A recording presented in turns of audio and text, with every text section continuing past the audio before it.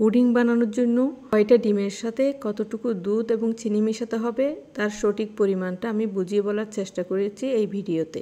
আমি যেভাবে পুডিং বানাই সেই রেসিপিটাই আপনাদের সাথে শেয়ার করেছি, বিস্তারিত বোঝানোর চেষ্টা করেছি। আশা করি ভিডিওটা আপনারা দেখবেন, আপনাদের কাজে আসবে। আজকে আমি বানাচ্ছি ম্যাঙ্গো পুডিং।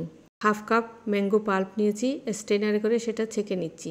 আমে যে সুতার মতো আঁশ থাকে সেটা আলাদা করে নিচ্ছি, এক পাশে রেখে দিচ্ছি। 2টা ডিম নিচ্ছি। আজকে আমি 2টা ডিমের পুডিং বানাবো। 1/4 কাপ চিনি দিচ্ছি। হ্যান্ড হুইস্ক দিয়ে খুব ভালোভাবে মিশিয়ে নিচ্ছি।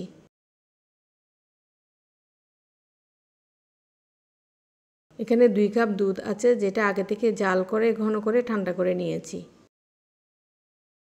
আবারও ভালোভাবে মিশিয়ে নিচ্ছি। পাউডার দুধ দিচ্ছি 1/3 কাপ। পাউডার দুধ দিলে পুডিংটা খেতে খুবই মজাদার হয়, স্মুথ হয়, ক্রিমি হয়।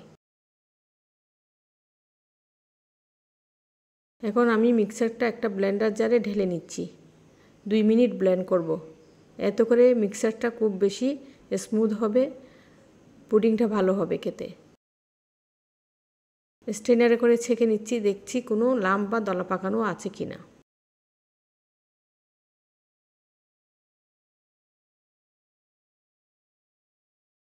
এখান থেকে আমি 1 কাপ মিক্সচার উঠিয়ে নিচ্ছি। 2 লেয়ারে আমি পুডিংটা বানাবো।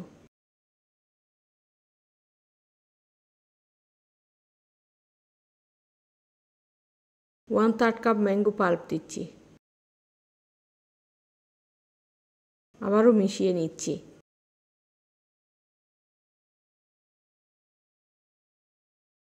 সুন্দরের জন্য আমি 1 ফোঁটা ফুড কালার ইউজ করছি, এটা অরেঞ্জ কালার। আমের কালারটা অরেঞ্জ, তাই অরেঞ্জ কালার ইউজ করছি।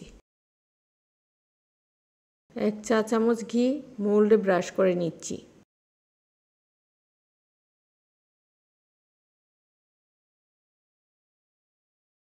প্রথম লেয়ারের জন্য মিক্সচারটা ঢেলে নিচ্ছি।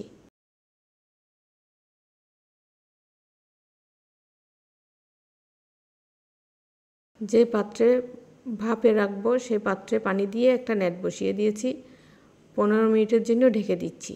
ফিরে আসছি 15 মিনিট পর। 15 মিনিট পরে চেক করে দেখছি পুডিংটা কতটুকু হয়েছে।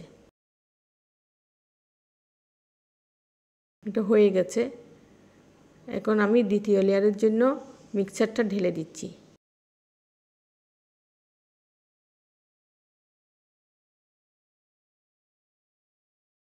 আবারও 15 মিনিটের জন্য ঢেকে দিচ্ছি। 15 মিনিট পরে ফিরে এসেছি। চেক করে দেখছি পুডিংটা ঠিকমতো হয়েছে কিনা।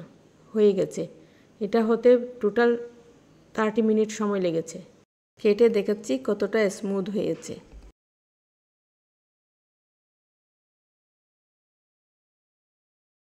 দেখে নিশ্চয়ই বুঝতে পারছেন। আশা করি আমার এই রেসিপিটা আপনাদের কাছে সহজ লেগেছে, ভালো লেগেছে। যদি ভালো লাগে তাহলে একটা লাইক দিতে পারেন, আর প্লিজ সাবস্ক্রাইব করে পাশে থাকবেন। পাশে থেকে আমাকে সাপোর্ট করবেন ইনশাআল্লাহ। ঈদের অগ্রিম শুভেচ্ছা রইল সবার জন্য। আসসালামু আলাইকুম।